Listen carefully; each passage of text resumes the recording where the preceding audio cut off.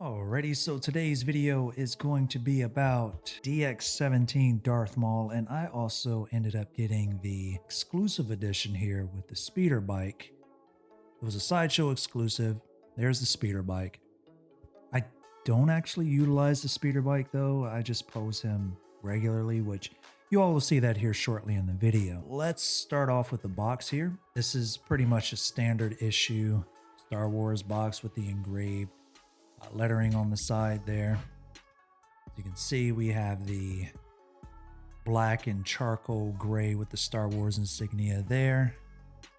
And then on the back, obviously you can see the DX17, Darth Maul, form of credits, and so on. So let's go ahead and take this off. Again, this is actually a sleeve. Let's take this off. Go. Let's put that on over to the side. And then this box art, and it's actually textured too. I might show that in the detail portion of the video, but look at this.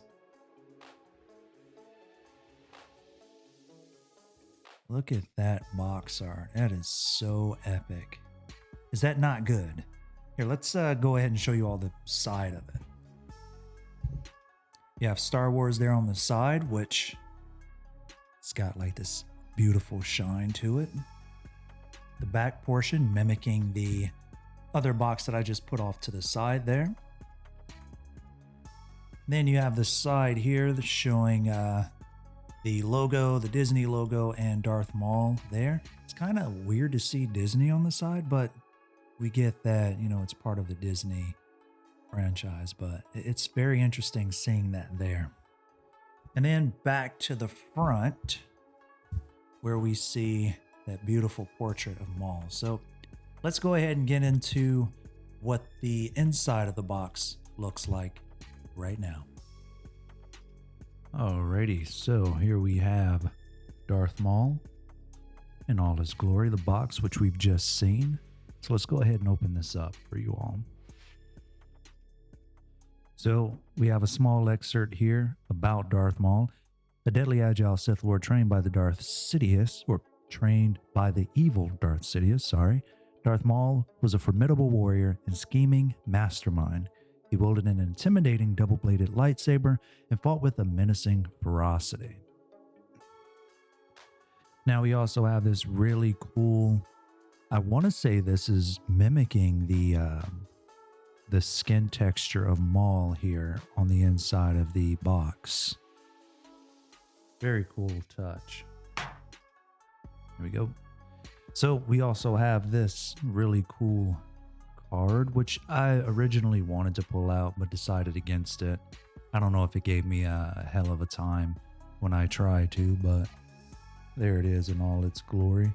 It's got this texture on it, but again, I've not taken it out to like really touch it, but from what I can tell here, it looks that way. On the inside, we also have this foam in case the figure itself end up getting jostled around a bit in there, which for a quick reference, if you all want to see Darth Maul, here he is. I went ahead and grabbed him out of my DTOF for this video, but this is just a quick reference for what he will look like when it comes time to actually go over the figure itself. Alrighty, so back to the unboxing here. We have the card here. There are no flaps to it. You don't have to worry about that at all. It's just the top portion of it. You have the extra head sculpt there. This is where Darth Maul would be. You also have this, which is acting as sort of an anchor to hold Darth Maul in place. You do have flaps on that. We have Darth Maul himself in a hologram form, and it's pretty hollowed out there. I don't actually use it, so I keep it in here. Before we get into the head sculpt, I originally did want to put the robe on Darth Maul, but I didn't like that it didn't have the wire in it. There are no wire functions in this robe at all. In fact, the only thing you have here is a hook so that it doesn't stay apart for too long. But it does have some nice weight to it. It reminds me of Darth Sidious. Just the way that the hood looks, I suppose. I like that the hood is actually, it's threaded down. I like that. But I didn't like that it didn't have wiring in it for me to control the way that the robe would hang. So I opted against actually utilizing it for my Darth Maul. Let's talk about the face sculpt. Now, I'm going to go ahead and get into why I own 3 head sculpts of Maul. So before we get into that, I want to start with you have to be very careful here because of the way that this is inside of the foam. So let's go ahead and all right, there we go. So when handling Darth Maul's head sculpt, you have to be very, very careful. These horns are extremely delicate. So there we have the screaming head sculpt.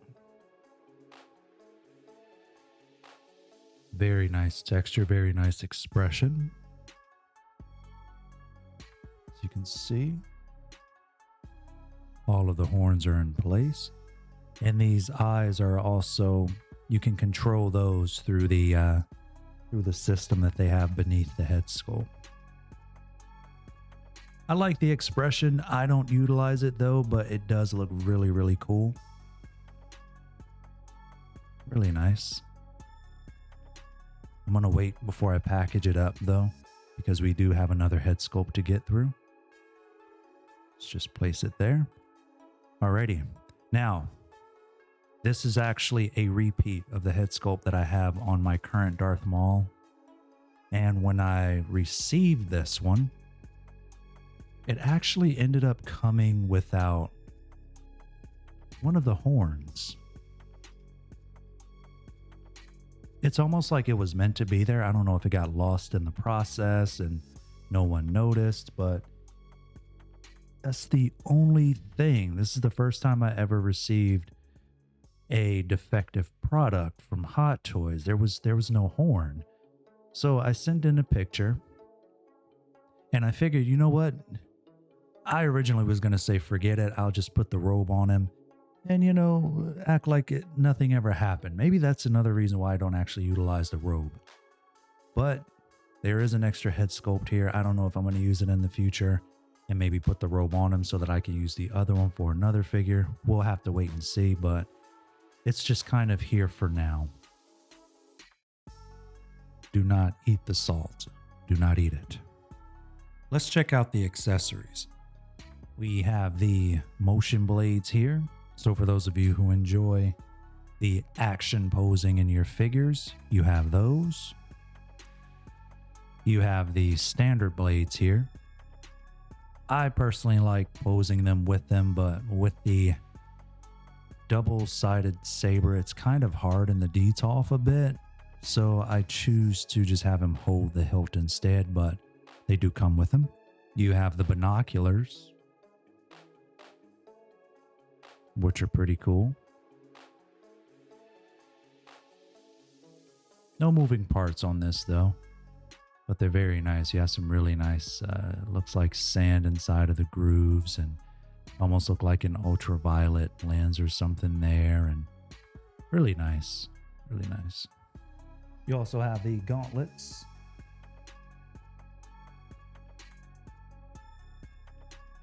I took this one off and replaced it with another one though.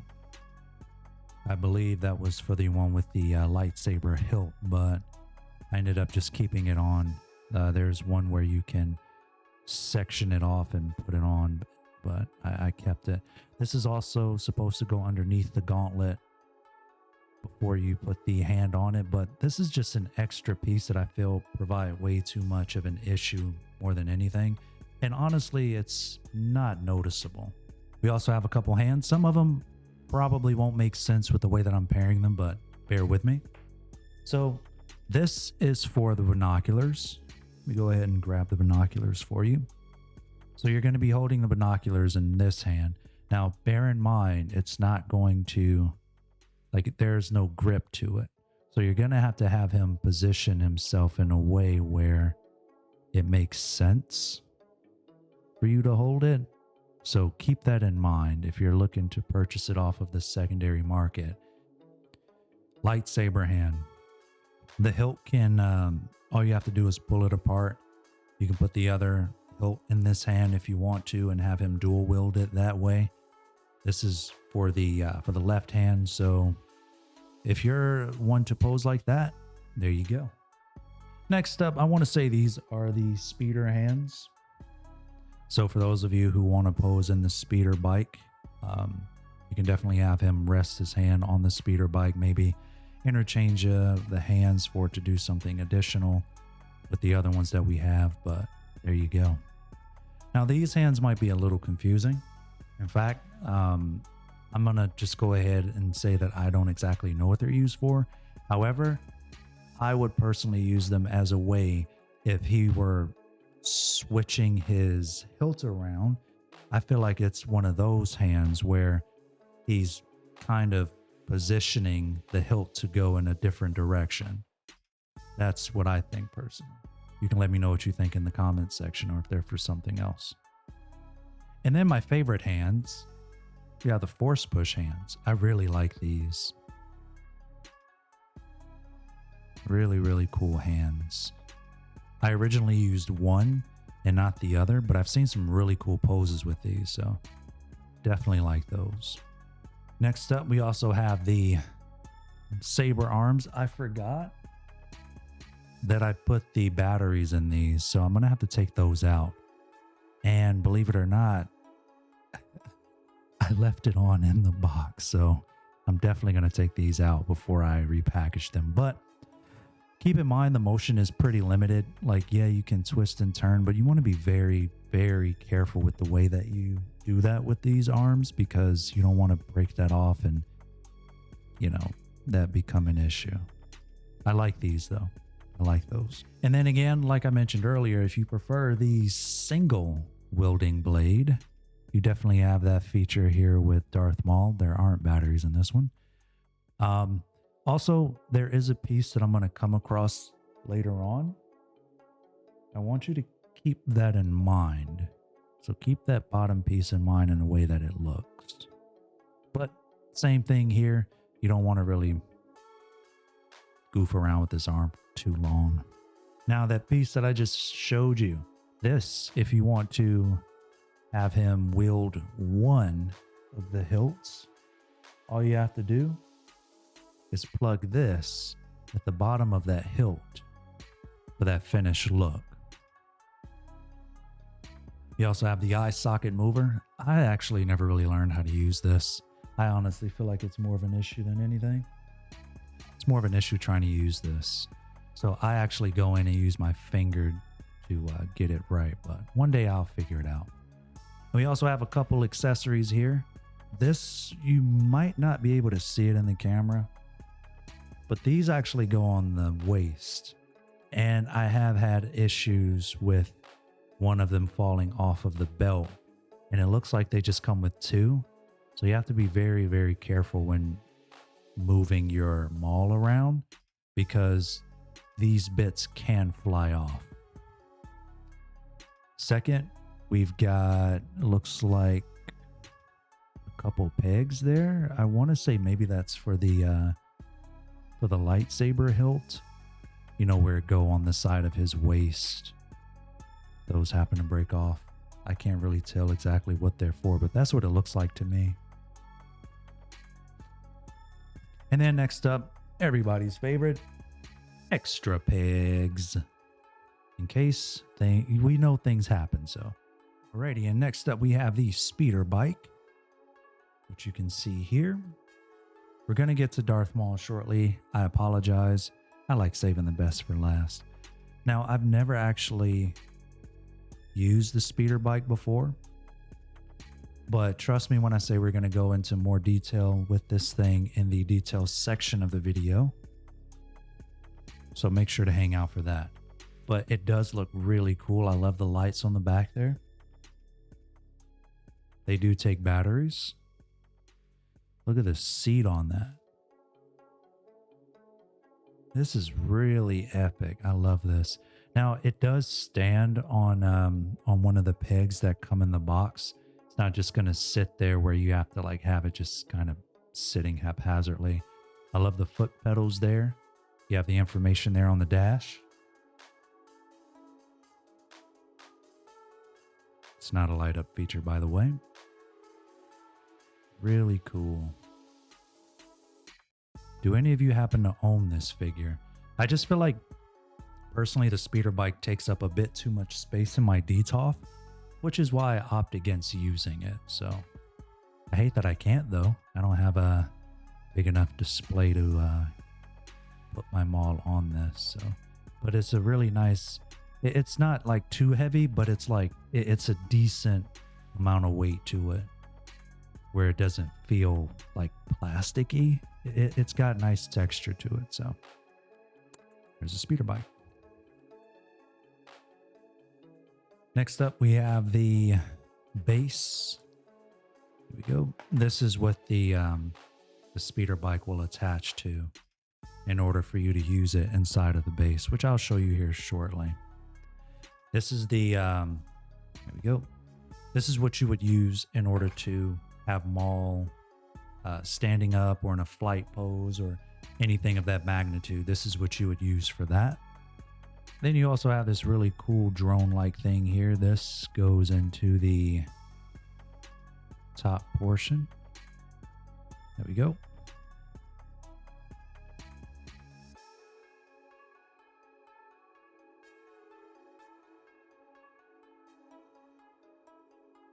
Nice. And then we also have the base. Pretty standard base. I was originally using it, which is probably why you see a bit of dust on it.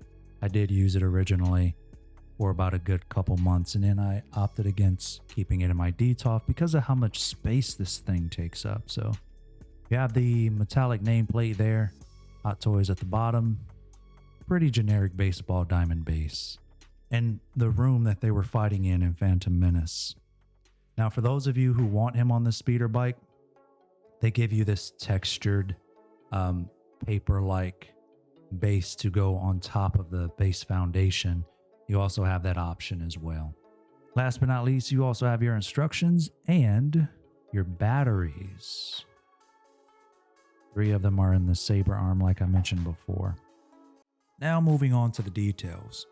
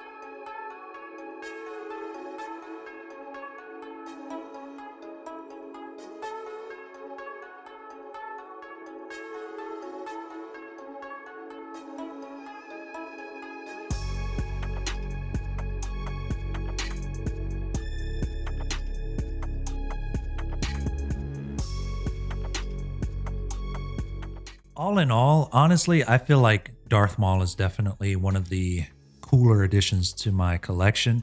I'm a huge Darth Maul fan, so having this one, especially in particular in my my collection, is such a huge plus. Alongside my solo Maul there, that's in the other room. But And we'll do another video on that one too. And then I feel like doing a comparison video as far as like the head sculpts and maybe the height difference and the accessory differences and all of that would also be something great to do in another video. So if you're interested in that, let me know in the comments section down below, and we can get that situated for you all. So back to DX17 Maul. I don't really have anything bad to say about this figure because he comes with so much. And I think having two head sculpts especially, just it really set Darth Maul apart from all of the other ones for me so far. If I could change anything about it, honestly, I can't really change much. I don't like how big the base is. Maybe an extra base, you know, the square base for him to stand on separately from that huge diamond base. But I understand why they would have it due to the speeder bike, and he's already got a ton of accessories. So I don't really have much to say about this figure apart from that alone. So this figure is currently waitlisted. Nope, I'm sorry. This figure is currently sold out. Solo Maul is waitlisted. So if you're looking to pick up this particular Darth Maul, you're going to have to go to the secondary market where he's around the $400, $450 range currently at the time of this recording. DX16 is probably going to be a little bit cheaper considering he's not going to come with that speeder bike. But if you're a Darth Maul fan and you're looking to have Darth Maul in your collection, I honestly feel like this is the staple piece to have in your collection. So if you love today's video, don't forget to hit that thumbs up button. Don't forget to subscribe. Don't forget to join us over on our other social media platforms, Twitter, Instagram. Those can be linked in the description below. And thank you all so much for watching, and we'll catch you next time.